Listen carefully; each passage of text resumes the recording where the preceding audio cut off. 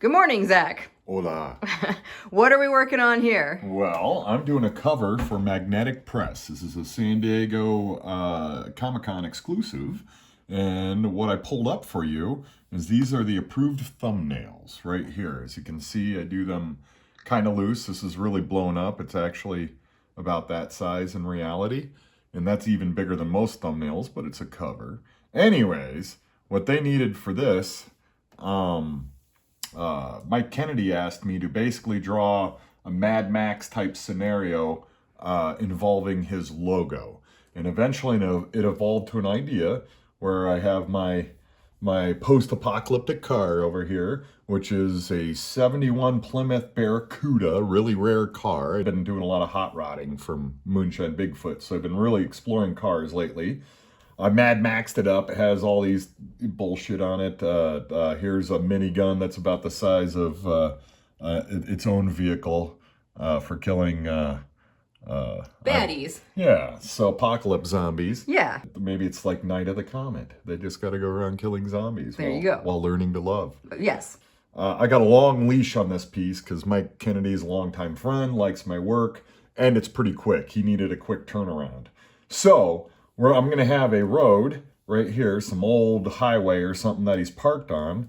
I was going to have a dog pissing on the tire, but I'm worried it's going to be too dominant of an object, and I'm going to start leaning right on the piece, which starts unbalancing it. So I'm actually going to have a giant irradiated iguana walking around the tire here, maybe eating a bug. Awesome. In the background, we got our ubiquitous desert buttes and bluffs. And then I have a comet hitting. This guy's smoking and not really too concerned about it. He's just enjoying the meteor hitting. But I'm going to have a meteor hitting from the sky. I'm just going to be lighting it up. And then we got, let's see here. Ha! So this magnetic logo, I'm going to be placing right here. And as you can see, then the piece is balanced. We'll have a dominant copy right here, title block, come down to this character, come down to the front of the car with the direction. Everything's pushing this way, detail stops it, and now you have a good triptych triangle, which I try to do in every piece. And everything else is just filler. And then I print this sucker out and I ink it. But I wanted to show everybody, see, you can see, always use sources. I downloaded a model, it's not the same, but it gives me a realistic kind of starting point, if that makes sense. Right. Here's the 97 Plymouth. There's the car I used. Not exactly the same, but now I have a starting point so it looks real. I got to do the same thing with the guy. I gotta go in and finish penciling him, putting in armor and all this post-apocalyptic gear. But this one's almost done penciling. Got to tighten him up, add the iguana on the road, and the explosion will be super simple because it's so bright. And now you've seen, where are we here? A process. Thumbnail, work in progress pencils, and I'll show final pencils, and then we'll show inks too, how things change even from inks. And then we can go from inks to colors, how I set up my colorist, Nelson Daniel, because most artists don't really think about lighting, color values, or color hues rather. Line artists when they're in this stage tend to not think about that, you mean? Correct. Seldom in my field, think far ahead and like, okay, what colors do I want? How will that affect everything on the page? Dynamic lighting, things like that. You don't get that a lot in modern comic art, or really any comic art. You do some. There's masters out there and there's people that care.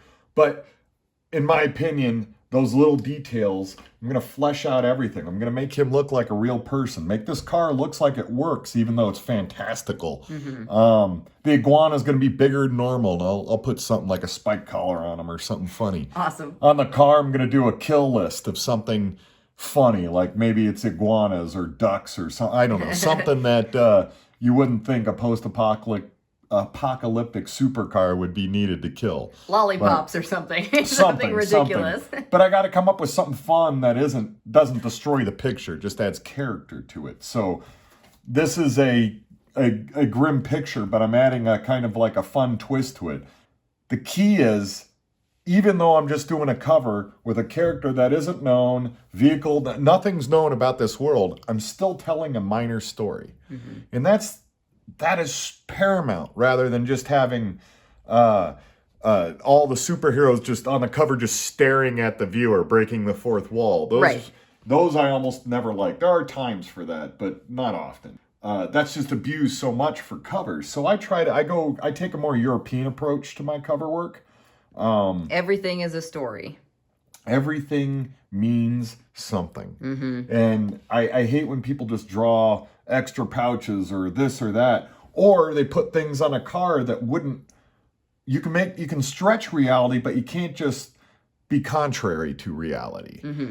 This car still looks like it can drive, even though it's absolutely has a 1,000-pound gun on top of it, you know, and but it still is based on reality.